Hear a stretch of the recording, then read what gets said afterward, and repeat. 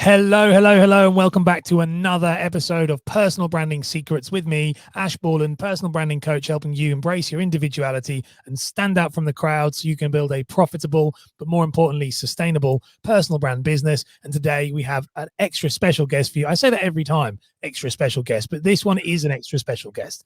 It's extra special for me because I'm super excited to chat to him. This is Joe Gannon. He's a friend of mine, but also has an amazing amount of knowledge and an awesome just value to give. And we're going to dive into it now as to what he can do and what he's doing and the advice he can give. But first, let's run the intro.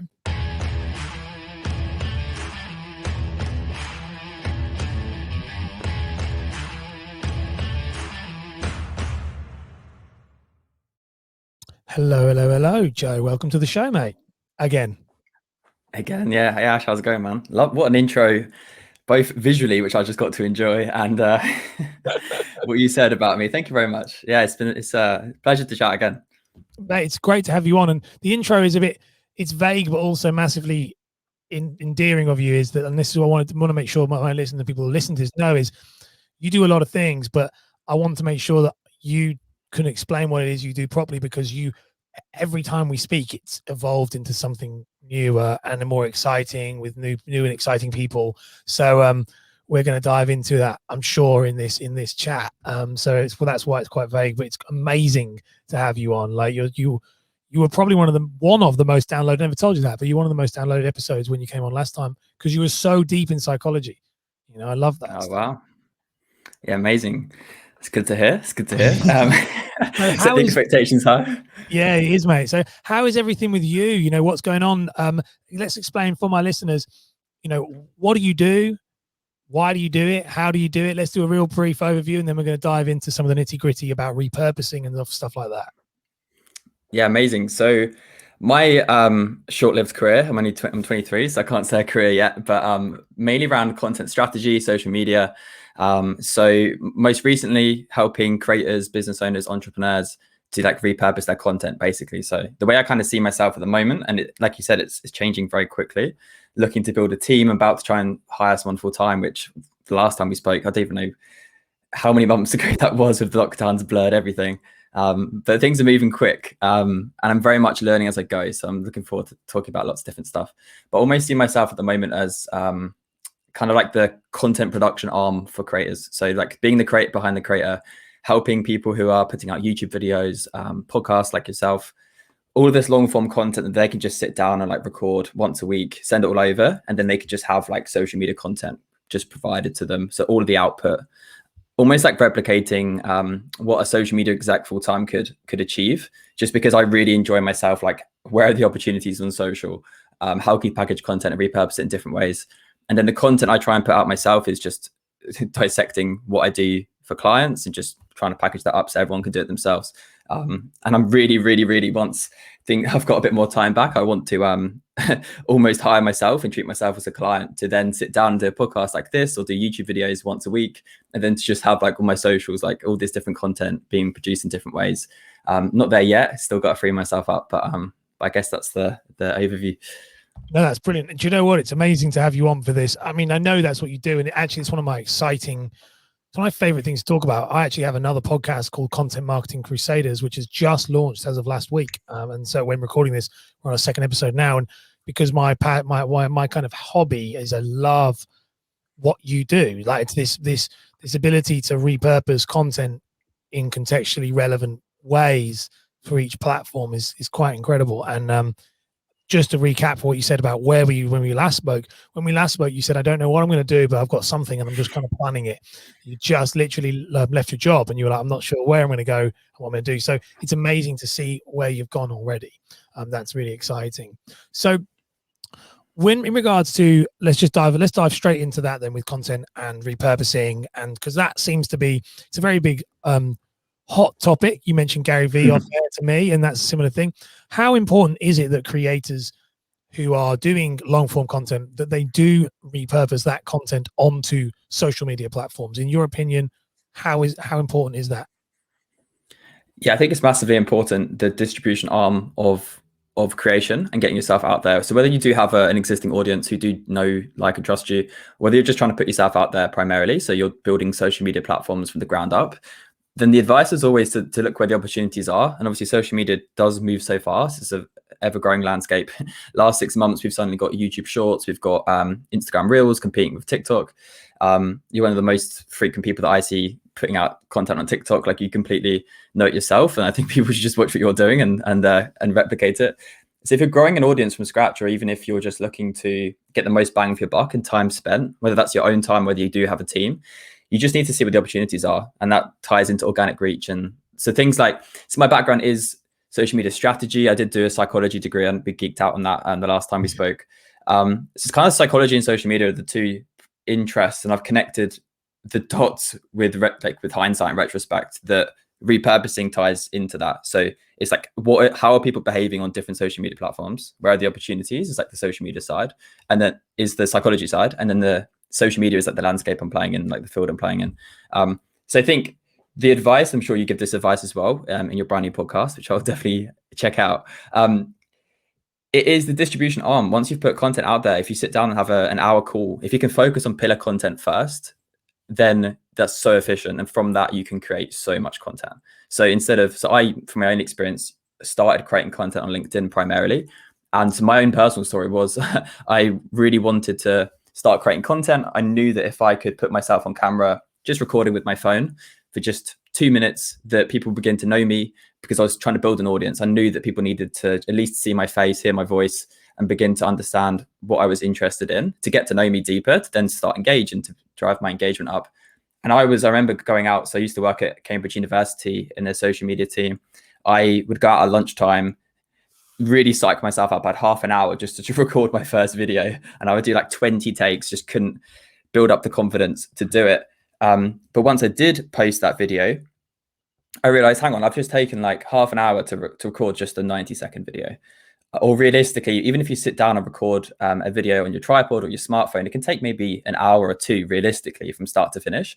So then that's when initially the evergreen content, the focusing on pillar content comes in, because I realized it might take me an extra half an hour to do a YouTube video, of which if I repurposed it and chopped it up, I could get 5 of those social media clips, which I was taking almost the same time to make. So it's like two mentalities. The first one is to focus on long form content, like videos, 10 minutes long, podcasts like this, even just an hour phone call with your friend, or like Zoom, for example.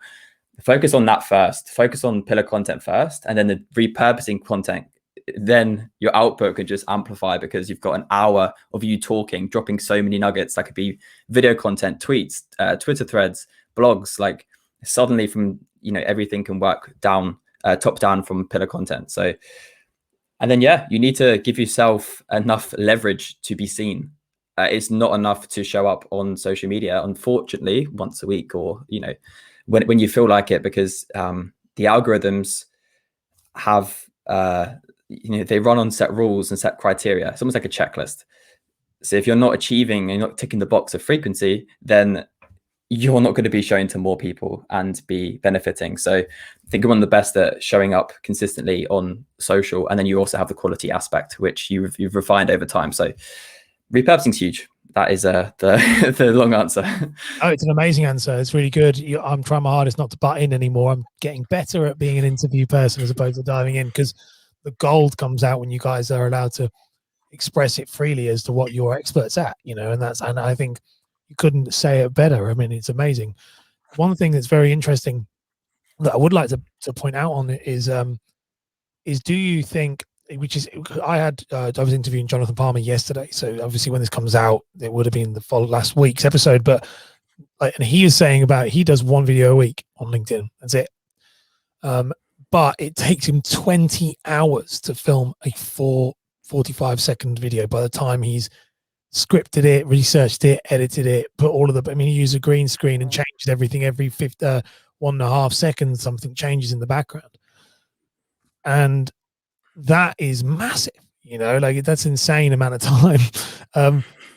On your side of things, obviously it works for him, but it's interesting to listen to him. Would you say that you're better off doing, in your opinion, now obviously you can be different to him, it's fine.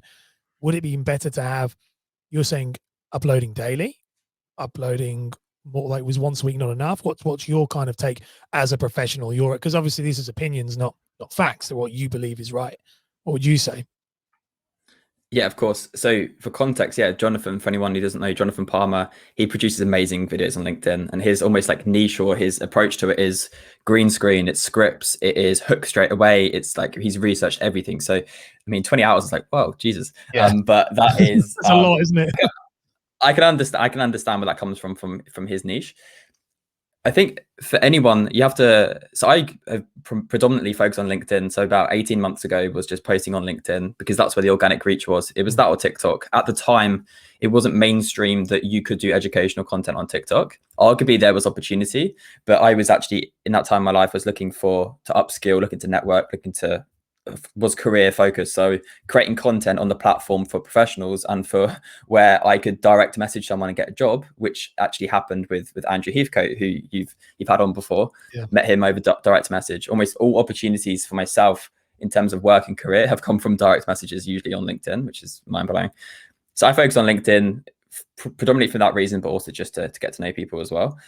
So I went all down, focused on LinkedIn. I've only recently started on Twitter again. So in terms of like frequency, first off, just like pick one platform if you're starting from the ground up. Then like consider the content you're creating, how you could repurpose easily across socials. In terms of frequency, so this is the thing, like I think video plays a huge benefit. Video has real world benefits to content. Like that is, people can get to know you, they can hear your voice, they can recognize you, want to meet you. So there's huge real world benefits for video, but realistically you have to look at like the resources and time that you have. So I do not now intentionally just record videos, like sitting down to camera purely for LinkedIn. I've been trying to do YouTube videos, which can then be repurposed for different use cases. TikTok. So in terms of frequency for video, it's like, what can you sustain? Like, do you have 5 hours? Do you have 3 hours? Do you have 2 hours? If you have half an hour on the lunch break, then you could do the approach of reducing friction, have a weekly series so people at least then get to know that to expect you each Wednesday, and then you've given them a hook to know that your frequency is slightly lower, but they'll be looking out for it. And then so it's just like make decisions and then expand it over time. But I definitely think quantity is important.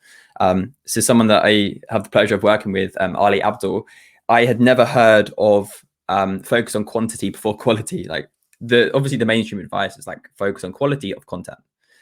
But everyone has the mental barriers and the technical barriers of actually producing quantity and creating content at scale. And only by doing a high volume of things will you have enough data to know how often to show up. Because you might show up, do a video every day. You might find, okay, no one tunes in on Sundays and Thursdays and Tuesdays. Okay, so my frequency should be 3 times a week. So I think social moves so fast. I think it has to be individual. It has to be sustainable for you. And whenever I've had really busy periods, I'll just focus on producing text content because it's what I can sustain. And for a platform like LinkedIn, there's still great benefits for that. So it really comes down to, on any social media platform, know what you can do, know what resources you have, because I'm sure you'll be the biggest advocate for this. It has to be sustainable. Yeah. All the benefits come from showing up over time. We all know that. If you can show up on any platform for 2 years, you will probably change your life. And I've seen that time and time again on any platform. But most people won't show up for 2 years. So that is the reason why we're watching certain creators and other creators are having people watch them. I think so. I think you're so right with that. It was interesting having him on because everything is different, you know, and everyone, obviously we had Nick on, we've had all these different people and they've all had, it's been very content focused the last couple of guests. That's why it's really interesting. It's good to have you on because it kind of ties it all up in a nice bow, really, is that actually I'm a big believer. I am a big believer of, well, quality over quantity.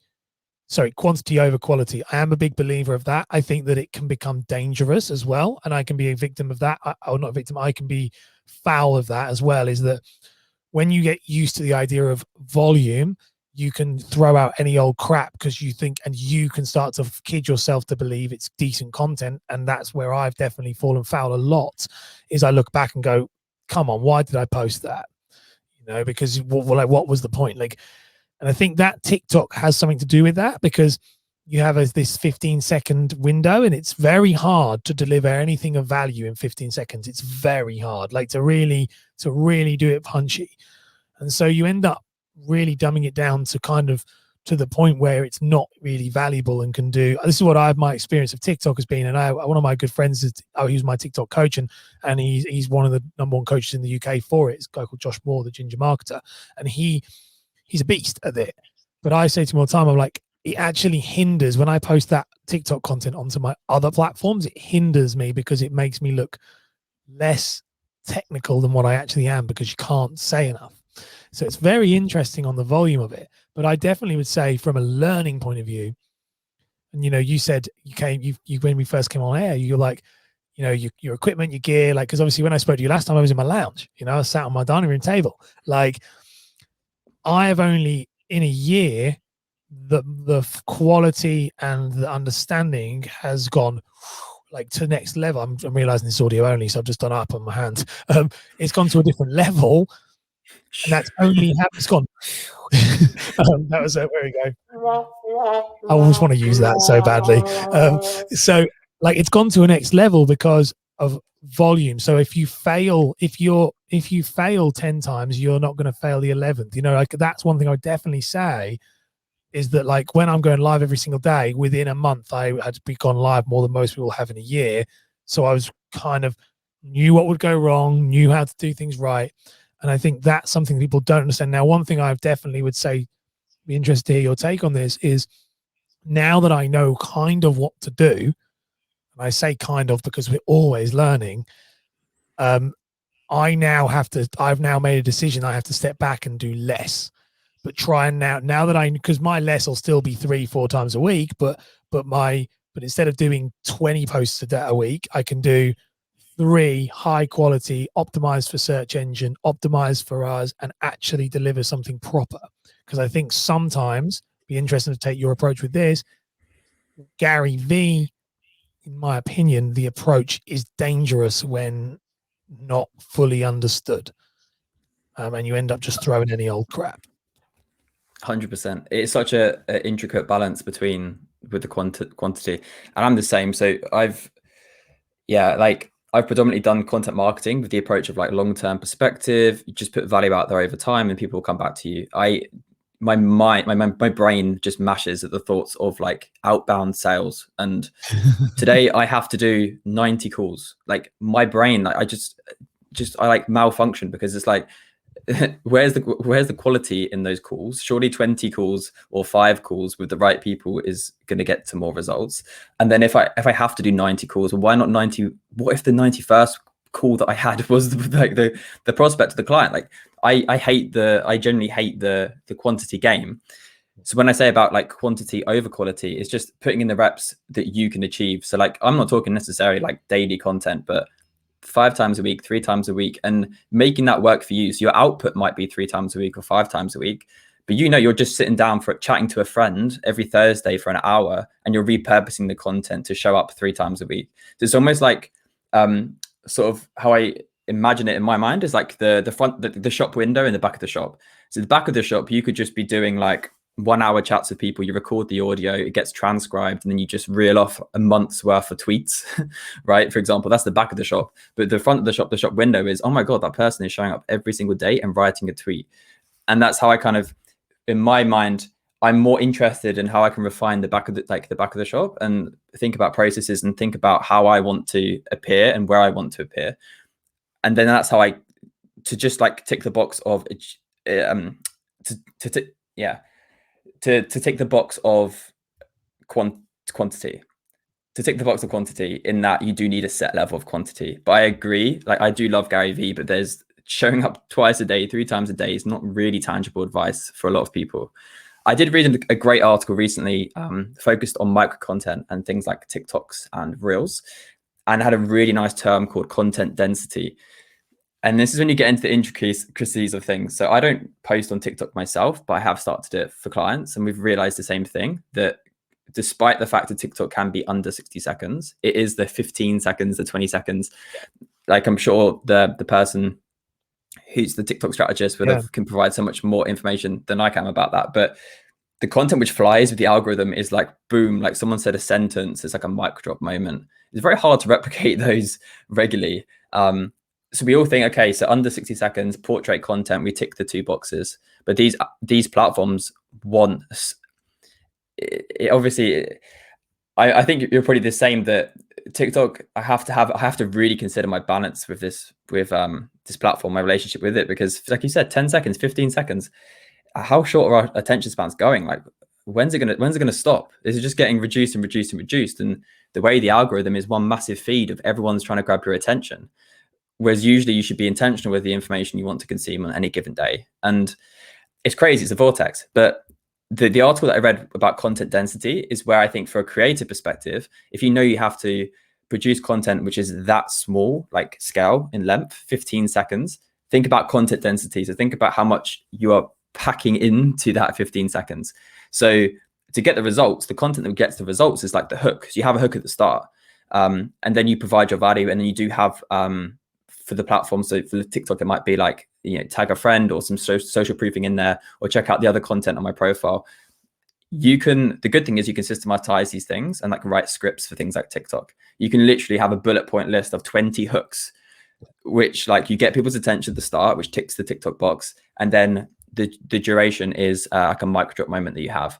So you have to know what platforms you're playing in, but so many people are staying clear of TikTok because they just think, hang on, like, this isn't healthy for me. And I'm really balancing myself with that, because when I first started on TikTok, I loved it because I was watching football content and like comedy shows. Yeah. So the algorithm was just showing me like all these hilarious stuff. And I was like, this is amazing. Like, this is actually adding to my life. This algorithm is actually, I could have looked intentionally on YouTube to try and find funny content or to watch stuff on Netflix. The algorithm's actually benefited my life because I'm getting all this content for fun. Now it's geared towards more entertainment. And I think you're the same. Like, we're both more geared towards content creation in education. We want to learn things. If someone can give me the information in 15 seconds to package it up, amazing. If they focused on content density, they've caught my attention with a hook, they're actually providing me value, amazing. But I'm an hour on the side of things, as you do, with how much value can you provide to someone in 15 seconds? If it's a hook to get them to a YouTube channel where they get to watch the rest of the thing, if we have a conversation now, it's like a fire moment, a mic drop moment that you've said, someone goes, wow, that guy's interesting. They check out your YouTube channel, then it has a purpose. You're leveraging the TikTok traffic to your YouTube channel. That person then benefits because they get to know more of you. But as you said, you don't want to get to the point where you're dumbing down the quality just to get the volume. And like, this is where it's just such a balance, because you might hear quantity over quality or quality over quantity, but you just have to give it context.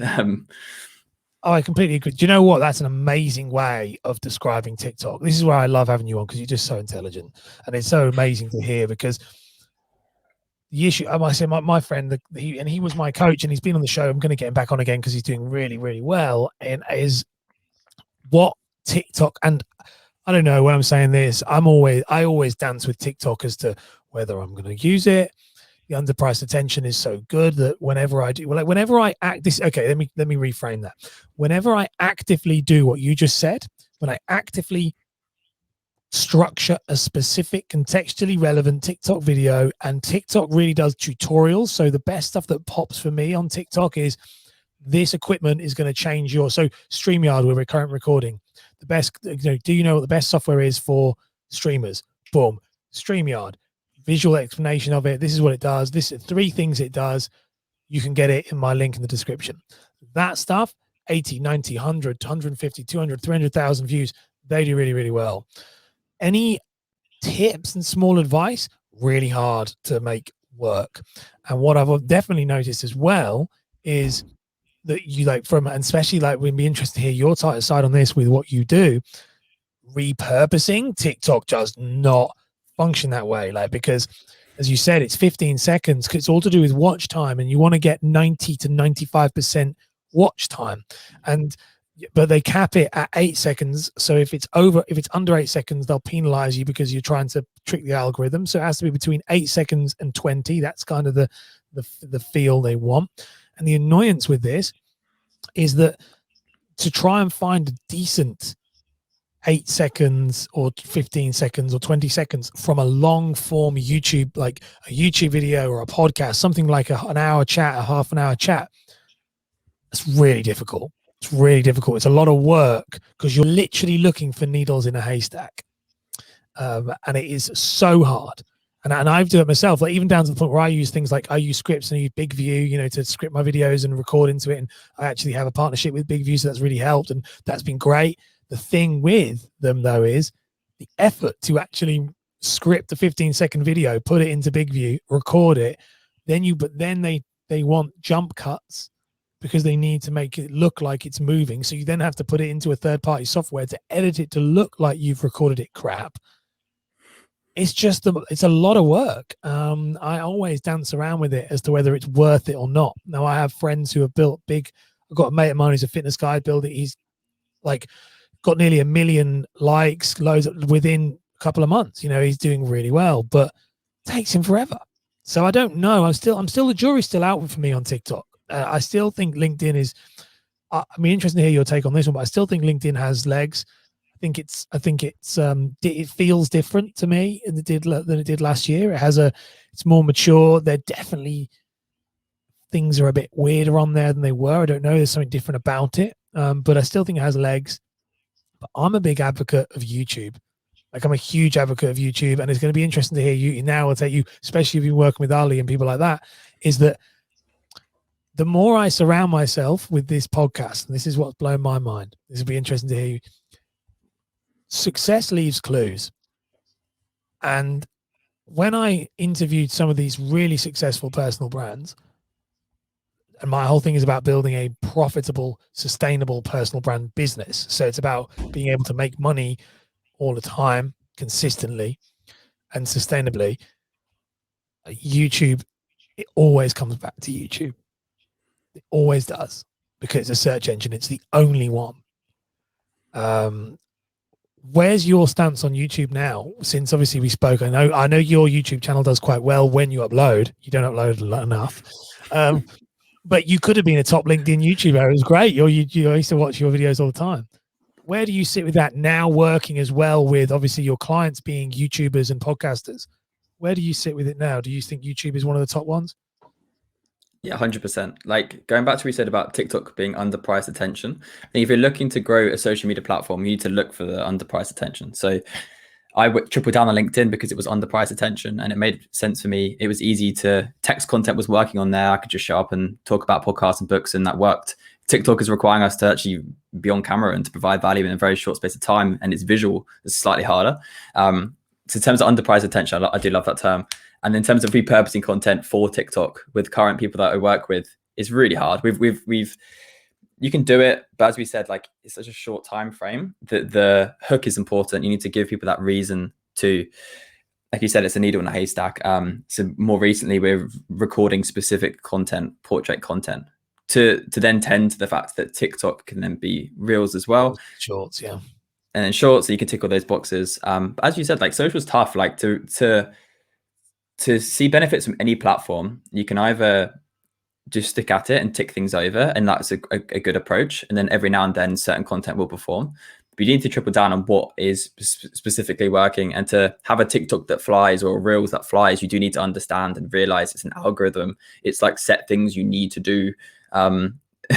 These platforms are pushing this type of content in certain ways, and you have to adhere to that. So if you can take half an hour and record specific content for TikTok, know that you can repurpose that in other ways that should hopefully feel good. You're not just doing one for one. You can put it on Reels and Shorts as well. But yeah, to answer the first question, like, repurposing content specifically for repurposing YouTube videos or interviews, which are long form content, to find a TikTok fire moment is tough. But you can script things, and you can even engineer your hooks. You can have like certain hooks which you just go through, and you can have series, and you can categorize your content in different ways to the point where you could sit down and do an hour of recording, and you could probably get 20 TikToks, and you're sorted for a month. And then then you need to be happy that you're sorted for a month. You don't go, oh my God, I can record in a day 20 clips. I'm going to spend 5 days and get 100. And then you get into this like ridiculous quantity mindset, which is unhealthy. But then in terms of YouTube, yeah. So as you rightly said, I don't post enough. I was trying to go from one post a week, one YouTube video a week to 2, to really drive YouTube. But I'm having to create content for other people at the moment and focus on securing an income after like losing my job with COVID and having to turn a side hustle into a business. And learning all about that. So yeah, my time has been trying to secure income at the moment, but I really can't wait to get back on the creation game, because I think if you can focus on YouTube, YouTube is the platform. If you're going to put any effort into, I'd put into YouTube. Repurposing, it's going to sound so obvious to say, but if you're capturing the visuals, even on a camera on your phone, you've got a video component, you've got your audio, even if it is audio from your phone. But if you just spend £10 on a microphone, I've got a lapel mic I use for YouTube, £10, your audio be half decent. Then you have the written aspect. If you have prepared a script to make it a good YouTube video, you've done your research, which you don't have to do at the start, but so you're then tackling the visual component of video, audio, which is covered as well naturally, and then written component of your scripts. So you have 3 different pillars to repurpose. So you can create video clips from the videos, you can create audiograms or transcribe the audio to have more text content for other socials, and then you have the written component, which let's go and drop the YouTube script onto your blog, your personal blog. Let's dissect what you say in YouTube videos and drip feed it into a newsletter to provide people value. So YouTube for me it clicked for me when I was trying to create LinkedIn videos in isolation, to focus on YouTube first, because it's just so much more efficient. And as you said, it's a search engine. Like TikTok, other platforms, I think they are here to stay at least for 2 to 3 years. Are they always going to be about virality? Like the more people who are playing in that game, it's just naturally going to get harder and harder over time. LinkedIn's an interesting one, because I think there's still the mainstream perception of LinkedIn is still an online CV. Only the people on the platform, spending time on the platform, realize that there's content opportunities. And I realized that, and it was an intentional decision. I couldn't find the time, or I couldn't get over the barrier mentally of posting. It took me probably about a year from deciding I want to show up on LinkedIn. There is an opportunity to actually doing it. Then when I have now for the last 18 months created content on LinkedIn, I have got full-time jobs, several full-time offers from being potentially one of the visible content marketers in the UK. Not the best, but just one of the visible people. So when someone has a job opportunity or want to invite me onto a podcast, they're looking around on LinkedIn, which is where they spend their time. Who is there? Oh, it's just me posting most days. This doesn't mean I'm the best. So anyone can leverage that. Like focusing on one platform has changed my life in that sense. YouTube, in terms of repurposing sense, is the way to go. And Ali Abdul, I could talk about him for days. Like for anyone, just check out his content. He's got 1.5 million subscribers on YouTube. He is a machine in terms of efficiency, being effective, has a system to show up consistently, posting 2 or 3 YouTube videos a week. But you can go and watch his first video. It's him on his, like, type in Ali Abdul vlog, I think it comes up. He's on his bed on his iPhone just talking. I might start this YouTube thing. It's going to take me 100 videos, but if I do 100 videos, I'll probably be better by the end of it. So we all see this person churning content out with a team now. He's turned it into a business. I think he earned $1 million last year from all these different affiliate schemes, sponsorships. He's got a YouTube Academy. He has turned YouTube into a business, which is incredibly inspiring. But his content as well focuses on systems and processes for showing up consistently on social. And those lessons of it's been the biggest pleasure being around someone who's driven to focus on systems, focus on producing content, focus on how you can produce a YouTube video once a week, and then realize friction points. So he has things like, as well with your studio, you can walk in now to a studio. It wasn't always like that for you, but at different stages, you've had to reduce the friction along the way of having a camera on a tripod. So you just sit down and hit press record. That mentally reduces so much friction. So yeah, long story short, but with YouTube, that is for anyone to show up consistently over time. Focus on YouTube first if you can. Figure it out along the way. Get a frequency which you can focus on. I haven't posted in 6 weeks, but I was doing one video a week. And the amazing thing about YouTube is it's evergreen content. Because of the pandemic, 12 months have flown by. I had 2 videos out of 30, which had answered a question people were looking for. It was a tutorial on how to create LinkedIn carousels. Like the only video on that topic was like using paid tools, and I just used Canva. It was knowledge I had, just chucked it on there. That was it. Anyone can go and watch that. That gets me a subscriber a day. The pandemic has happened. 12 months later, I've now got 1,000 subscribers. I'm like, how the hell did I arrive here? I never thought this was possible. I was so happy with like 30 subscribers, but I had a video which was just ticking over. Like someone may have watched it yesterday. And that's the crazy thing about YouTube. Like after my first video, I had someone from Nigeria messaged me on LinkedIn saying, hey, I just showed my daughter your LinkedIn carousel tutorial video. And I was like, okay, this is a different game. YouTube is a different game than social. Social, you have to like always like feed it and like water the garden and like make sure everything's looking nice, and like it requires some maintenance. But YouTube, it's like bursts, just burst, produce something out there, focus on get implementation, get it out there, and you're going to benefit months and years on. And if you have 30 videos working for you, 50 videos working for you, like suddenly people are watching stuff you put out 2 years ago because it is providing them value. So yeah. Absolutely. No, I couldn't agree with you more. I think one thing, there's so many stuff you're saying in there. My head was bouncing around. You're so like, I love it. Is that what you look at someone like Ali, like that.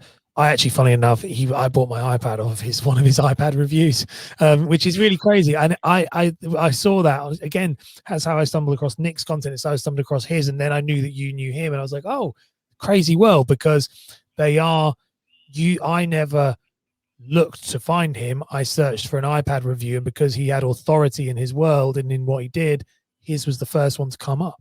And that's what people don't get. One thing I'm noticing now that people have and YouTube for me has become what is my number one focus. I've trying to figure it out. It's daunting, but it's the only place that you are going to build long-term searchable growth. And also what I love about long-term searchable videos, which will establish to growth like what you're getting without actually doing anything. And one of my clients, for example, he's got 50,000 subscribers, hasn't uploaded for a year, and he's getting 2,500, 3,000 views a week, just because of these videos that are always going. It's just all the time. They're just consistently growing. One thing that I do believe in, though, as you say, is that frictionless process. And you're saying about the studio, you're very right. The reason I built this studio was I needed a place where I could just literally, I have a laptop. I have a high-end laptop that can process everything, because I don't want a desktop, because I'm a minimalist. I don't like the idea of having lots of equipment. And so I just drop it onto a docking station. I plug everything in. I have a 4K webcam. I've got everything ready to go, and it's done. I also, though, when I script my videos, I do script some, and I bullet point others, depending on what's going on. But I have a format that I follow every single time. I hook, welcome, introduction, overview of the topic, point 1, point 2, point 3. I always do 3 points, never do more. Recap and takeaway, so reinforce the one thing I want them to take away from the video, and then I do a CTA or CTA and then an outro. The reason why, and this is what's really interesting just for my viewers and someone like yourself, listeners, sorry, and someone like yourself to just double down on what you're saying and to reinforce what you're saying, is those 3 points are individually clippable clips. So when you create a video with that in mind, that they're actually able to repurpose, to take us full circle back to your repurposing, when you create your long form content with repurposing in mind, you will win. And that's what people don't do. They don't put the prep in the beginning. One of my clients is an ultra runner he's an ultra runner, like he runs 100-mile marathons and all of that jazz. And he has a podcast called the Ultra Running Podcast, purely for SEO purposes.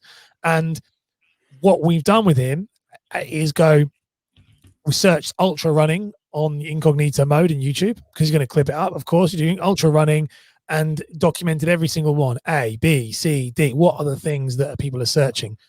And he's wrote a list of those questions. And this is for my listeners as well, really for you, but it's really for the listeners to understand, is he wrote these questions down. And then I say to him, when you get a guest on, pick the guest, pick 3 to 4 of those titles that you are going to use, that you want to ask him, because you can repurpose it. So you're asking them questions that is keyword rich and keyword sensitive. So, and he was like, does that work? Absolutely it works, because then he knows. And I said, just write a time stamp on a bit of paper next to the question. Did that one, did that one, did that one. If he does 3 questions every guest, he's making 3 YouTube videos from one long form, hour-long interview. People don't, I think they overcomplicate. And what people don't understand with YouTube, it's not quality, it's search engine optimization. That's what it's about.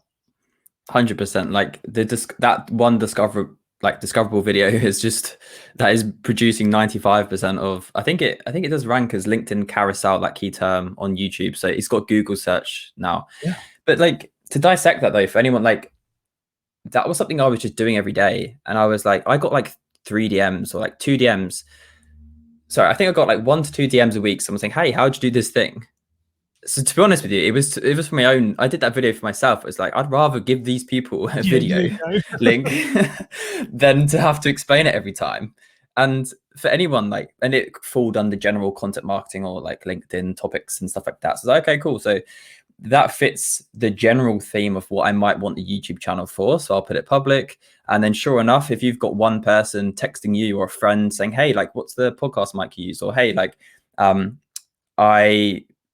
in whatever industry you're in, if anyone's asking you questions, like just like you said, it's search engine optimization. Like if a friend's asking you a question, a colleague's asking you a question, you have an answer which most people don't have, then see if you can produce content about it. And YouTube is done by search. Like it serves you the answers, the best answers.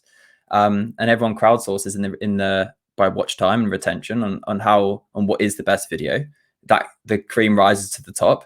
But if you're providing value, I didn't have production value in that video. It's me up against the bookshelf to like 2 hours to try and figure out like where to record the content. So this is where the friction thing comes in, because my problem with YouTube was friction. Anyone can sit down and talk for 10 minutes. If you do have a script, you've taken that time. Okay, maybe an hour, 2 hours on the script. But the hitting record was the problem. I cared too much about how it looked. I didn't know about lighting. I didn't know about backdrops.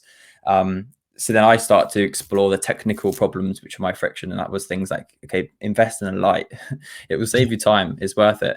Invest in a lapel mic, because the audio quality from my smartphone, which was 4 meters away on a tripod, no one could hear me.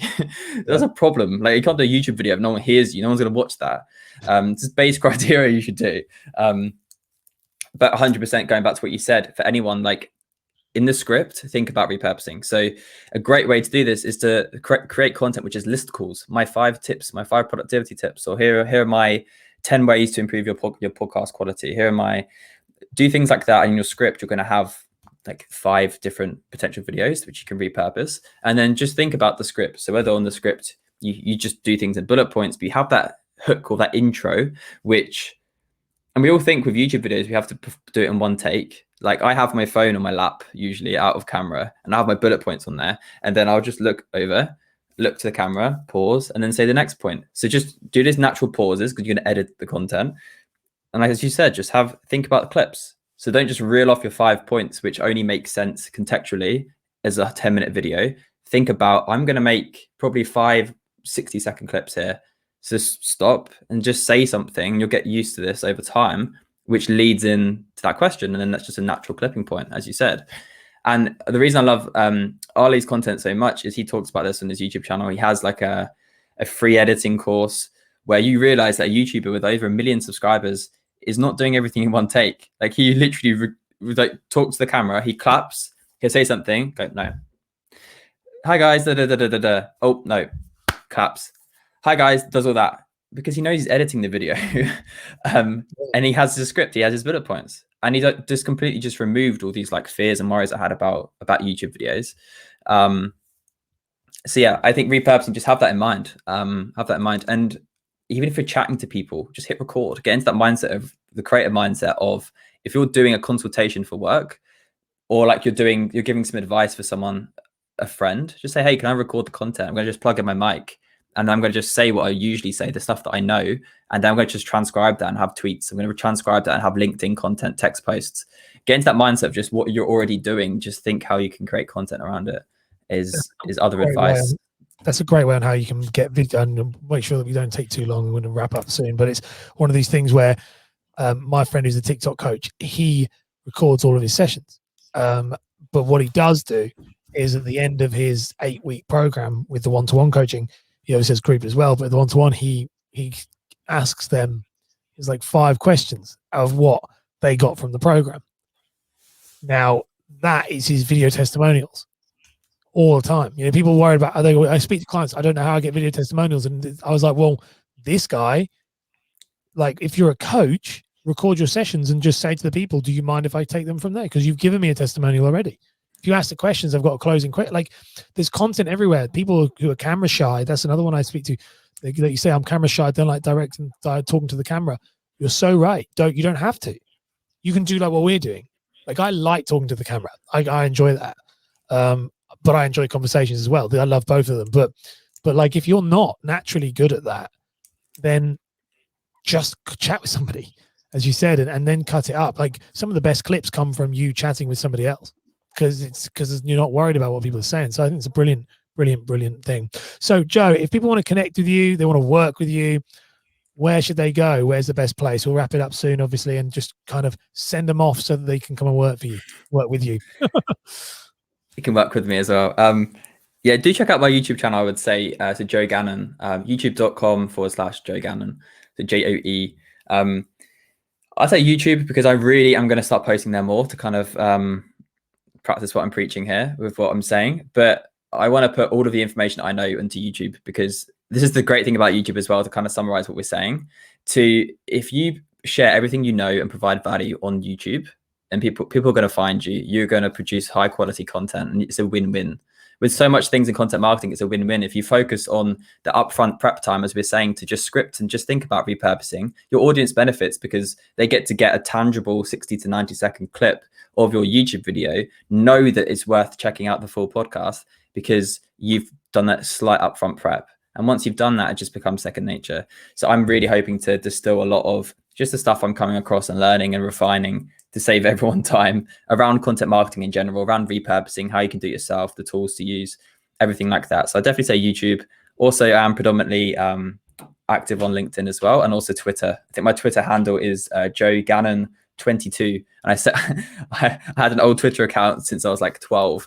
So I had to make a new one. Unfortunately, all the names are taken, so I just kept adding a number until I could get one, and I got 22. So one thing on that, just quickly before we run it out, but very interestingly, with your Twitter, you did something, and I think it was you reset up a Twitter account and only followed people.